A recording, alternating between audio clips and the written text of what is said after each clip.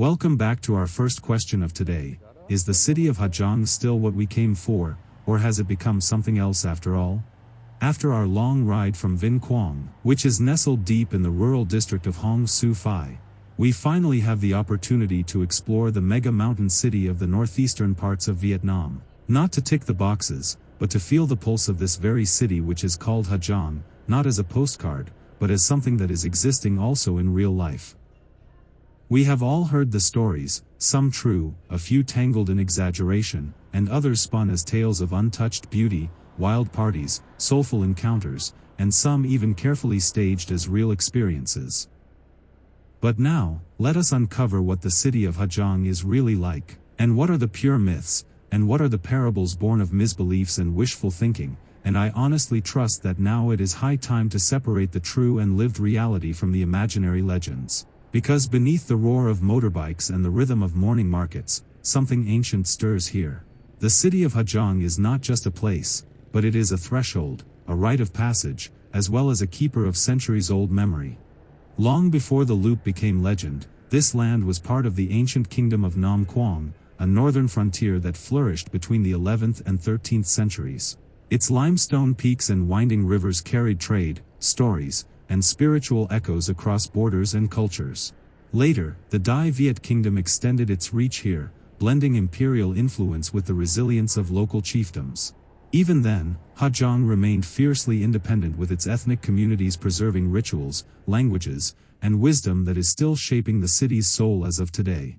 From the sacred altars of the Tay and the Dao people, all the way to the embroidered myths of the Hmongs, Hà Giang is a mosaic of over 20 ethnic groups, and each of them is contributing to the rhythm that pulses beneath the concrete of today. So when we arrive here, we are not just crossing into a city, but we are stepping into a living archive, a place where the past is not buried, but where the history still actively breathes. Even as of today, Hà Giang continues to draw seasoned riders who tighten their gloves with quiet confidence, and first-timers who clutch easy rider helmets with sweaty palms and a rush of unknown excitement. Yet beyond the thrill, Hà Giang still carries its own rituals, myths, and spiritual practices. From fire dancing festivals to lunar celebrations, the city pulses with ceremonies that honor nature, ancestors, and love. What has changed is the tourisms which converted this city into a place where tour operators choreograph every twist. From hostel bunks to photo stops, party nights, and even to the shots of happy water, if you are really up for it, it is all included. But beneath the itinerary lies something deeper, and that is a rhythm, a spirit, and this is exactly for what we are here, and what we really want to uncover. And so, Hà Giang for us has become not only the launchpad par excellence for discovering culture and history, but also the gathering point for other curious adventurers, seekers who are drawn to experiencing the legendary loop, a circuit where most of their dreams will finally unfold. But wait, before the mountains rise and the myths unfold. We shall walk the city not as tourists, but as seekers and try to see what remains beneath all this buzz, and shall uncover the real stories which still whisper through the ever-expanding concrete and the clouds. And therefore, we shall find out if the spirit still lives here, unfiltered and unguarded, or if it has already slipped into the deeper realm of the legendary highland mountain legends. So, sit back, grab your chips, or whatever fuels your wanderlust, but most importantly, stay tuned. Because we are about to dive deep into the city of Hà Giang, where every alley hums with history, and where every corner could be the start of your next great adventure too.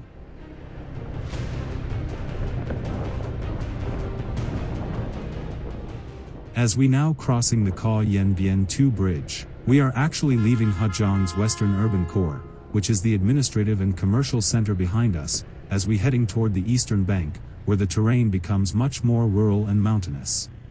The low river divides the city into two parts. The west side is more developed, with government offices and markets. And the east side connects to villages and the scenic routes which are leading into the Dong Van Karst Plateau, which makes the bridge itself a key connector for locals, traders, and us travelers who are heading deeper into the highland of the eastern side of the Hà Giang region.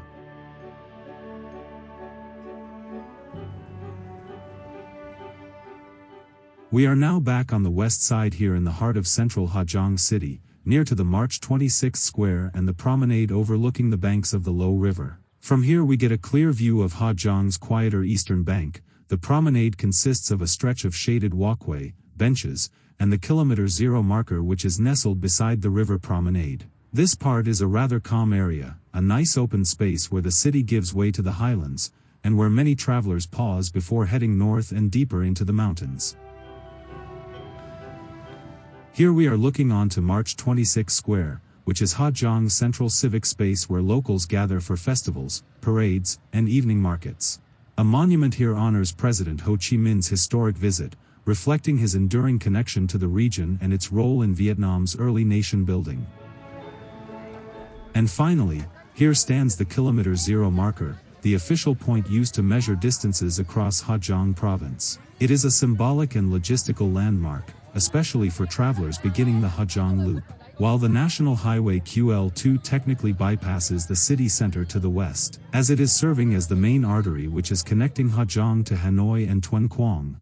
This Kilometer Zero marker acts as an extension of the National Highway number QL2, and is perfectly located here in the city center on Nguyen Tre Street.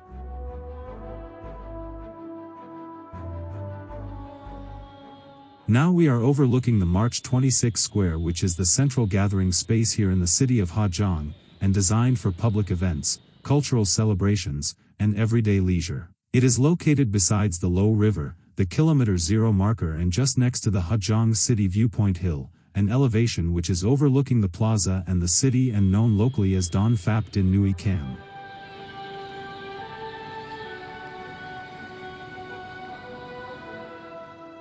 We are now entering the Nia Trang Liet Sui Hà Giang Cemetery, a solemn place honoring the fallen since 1960. It is located right next to the August 26 Square and dedicated to provincial martyrs who sacrificed their lives in defense of Vietnam's northern border. It also serves as both a memorial site and a place of reflection, where locals and visitors pay tribute to those who fiercely shaped the region's resilience and its history.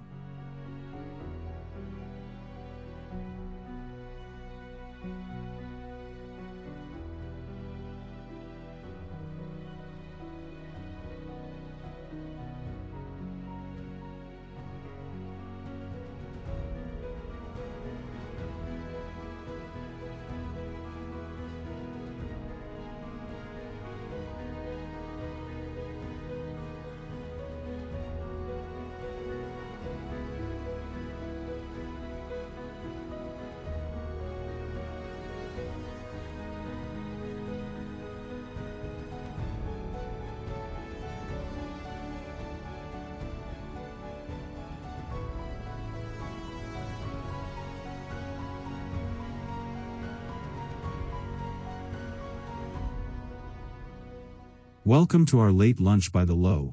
After exploring the city, we just arriving here as the afternoon sun begins to soften, settling into the open garden of Mr. Hung's restaurant, which is certainly a local gem known simply as pizza, fresh pasta, lasagna, and delivery. The scent of wood-fired crust and simmering tomato sauce drifted through the air as we tucked into a bubbling lasagna and a perfectly crisp pizza, the kind that makes you pause between bites. With the Low River glowing gold in the sunset and a cool breeze rustling the trees, it felt less like a meal and more like a reward, the kind of quiet, delicious pause that makes you fall in love with a place all over again.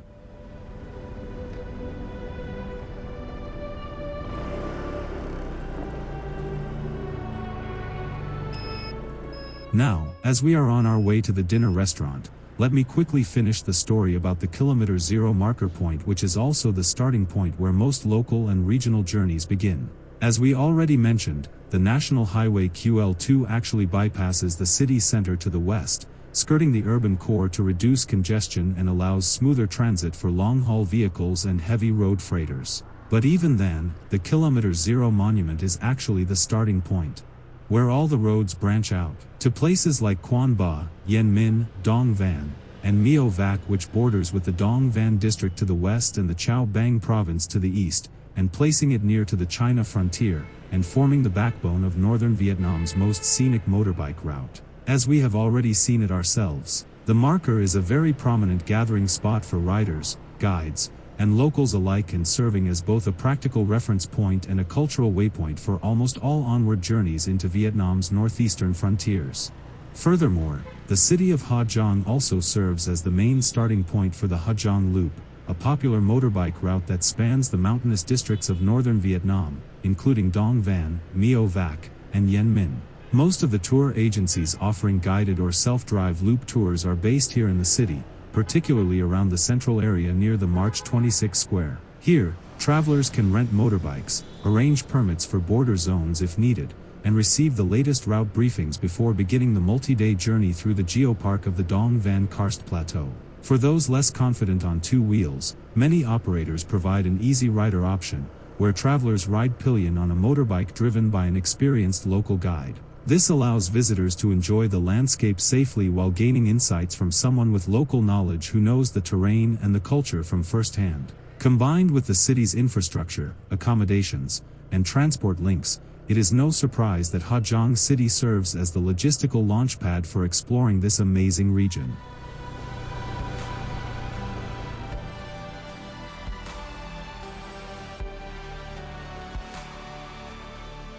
And as we can see, the city offers a diverse mix of local and international cuisine that is starting from ethnic dishes like tang ko and bon quan, and continuing to Western-style pizza and pasta, as it caters to both adventurous and familiar tastes. And whether we are dining at a street stall, garden cafe, or proper restaurant, we visitors can always enjoy authentic local and international flavors in a very relaxed and cozy traditional or international Vietnamese settings.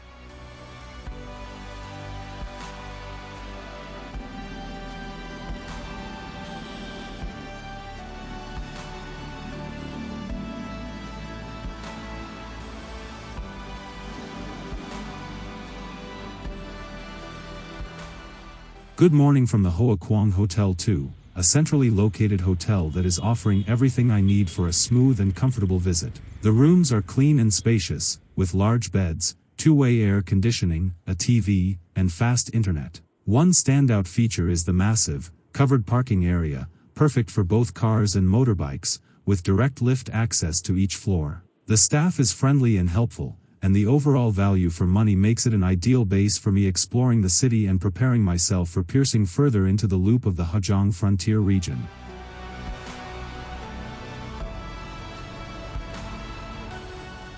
But before we continue into the loop, let us explore the market vibes of this city. Riding along the eastern roads of Ha Giang City, we pass through clusters of daily street markets where vendors set up early with fresh produce, grilled snacks, and household goods. I find it very interesting how the stalls spill onto sidewalks and into the road, offering everything from seasonal fruits and vegetables to locally made textiles and tools. Many sellers come from nearby villages, bringing goods by motorbike or on foot, and as we can see, the atmosphere is lively with bargaining, laughter, and the scent of sizzling skewers. These markets typically run from dawn until mid-afternoon and reflect the city's role as a trade hub for surrounding highland communities. I have been told by the locals that the Ha Giang street market typically attracts members from over a dozen ethnic minority groups, and that it is reflecting the province's rich cultural diversity. Among the most commonly represented groups are the Hmong, which is the largest group in this province. Then there are the Tay, the Dao, the Nung, the Jie, the Lolo, the La Chi, the Phu La, the Pu Peo, the San Chi, and last but not least the Hoas. In total 16 distinct ethnic groups which reside here in the province of Ha Giang. While not all of them may be present at every day at every market, the larger city markets, especially those here on the eastern side, often see participation from at least 8 to 12 different groups, with each of them bringing their own goods, clothing styles, and languages, which makes this market not only places of trade, but also a very vibrant space of cultural exchange and local pride.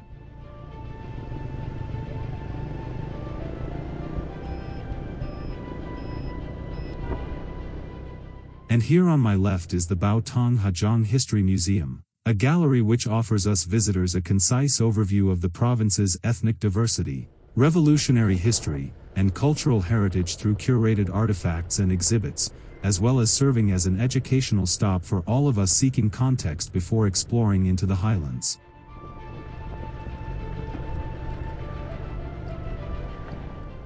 If we are looking at the range of accommodations here, the city of Hà Giang really offers a wide selection of lodgings, starting from high-end hotels with full amenities to budget-friendly hostels and all the way to dormitories for backpackers. This wide variety makes it easy for travelers of all budgets to find a comfortable place to stay near the city center, whether it is at the start or the end of your once-in-a-lifetime Hà Giang Loop adventure ride.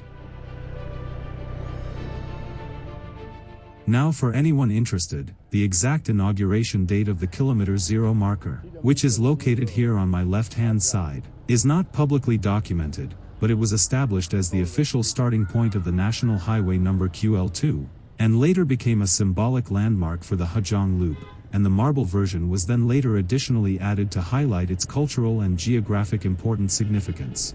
And last but not least, here a quick view onto the Dong Van Karst Plateau hill, which is perched at an elevation of around 264 meters, which was once a French military outpost and now serves as a panoramic viewpoint over Hà Giang City. After a great stay here in Hà Giang City, from exploring its vibrant markets and historical landmarks to enjoying the comfort of the Hoa Quang Hotel 2, it is time to shift gears, and with the motorbike prepped, all valid driver license in hand, and the loop calling, I look forward seeing you in my next chapter when the legendary Hà Giang Loop begins.